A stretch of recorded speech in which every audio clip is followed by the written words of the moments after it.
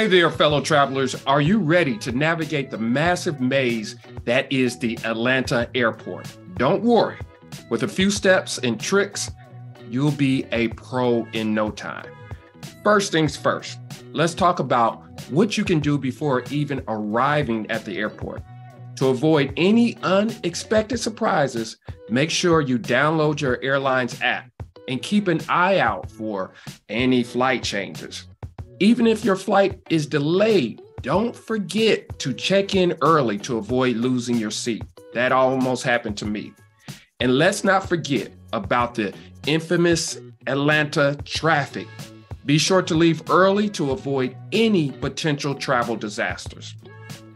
Now, when it comes to getting dropped off, make sure you know which terminal you're headed to. For international flights, head to the international terminal. For domestic flights, head to the domestic terminal. The domestic terminal is split up into two sections. You have the north and the south. The south terminal is all Delta flights, and the north terminal is everything else. Now that's easy. Here's a secret tip though, that not too many people know about. If you're running late for your Delta domestic flight, I suggest getting dropped off at the international terminal. You can usually check in faster there because it's less traffic. Now, this only works if you're flying on Delta domestic and you're getting dropped off. If you drive your car there and park at the international terminal, when you return on the domestic side, then it's going to take you longer to get to the international because you got to take a shuttle all the way to get there to get your parked car. Now that that's out the way, let's talk about this. If you're driving to the airport and parking at the airport isn't your thing, consider off-site airport parking. I had an occurrence when the airport parking lot was full and I almost missed my flight. So I started working and going to off-site parking. I have been off-site parking ever since. Pre-flight is one of my personal favorites because they offer coupons, loyalty points. They even get you free parking. Sure, you may have to briefly wait for the shuttle, but trust me, there are more pros that outweigh the cons. Now let's talk about what to do once you're inside the airport. If you have bags to check in or you need to obtain your boarding pass, head to the airline's kiosk or ticketing counter. Alternatively, you can use a SkyCap service located outside the airport. Just don't forget to tip them.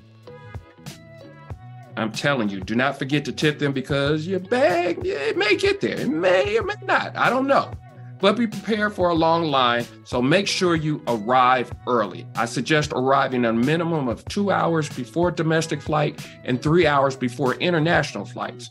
The reason being that international flights start boarding an hour before the flight and domestic flights start boarding 30 minutes before the flight. If you already checked in online, using the app that I discussed earlier, and you don't have any bags to check in, then head straight to the security, the security line. But be warned, security lines can be lengthy. So make sure you have plenty of time before your flight. If you are a frequent flyer, consider TSA PreCheck or Clear to avoid long lines. What I do like about the Atlanta airport is the TSA PreCheck line and the Clear line are separate lines, unlike some airports. When flying internationally, I don't find the security lines as long as compared to the domestic terminal. If you do fly international, keep in mind that TSA PreCheck can close and you will be forced to go through the regular security check line. A lot of international flights leave in the evening or at night, so plan accordingly. Another great tip is using the facial recognition option on the Delta app. It has helped me jump the line to get through security faster. Once you pass security, make sure to check the monitors for any changes to your flight, such as gate numbers or flight times. And if you're heading to the T concourse for domestic travel, you can walk straight to your gate. No train needed.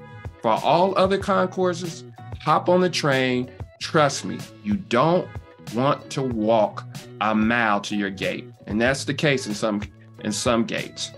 If you're flying internationally and you're heading to F concourse, you do not have to ride the train after leaving security. You can just head to your gate. For all my new travelers, don't make the mistake of heading to your gate when the airplane leaves. You need to be by your gate before the boarding process. You can find the boarding time on your boarding pass. If you arrive at your gate after the boarding process is complete and the airline has closed the airline door, you have officially missed your flight. It doesn't matter if the airline is still at the gate. So make sure you arrive at the gate on time so you don't miss your flight. Finally, for those of you arriving at the airport, let's talk about what to do if you're arriving on the international flight. Be prepared for a long walk to customs.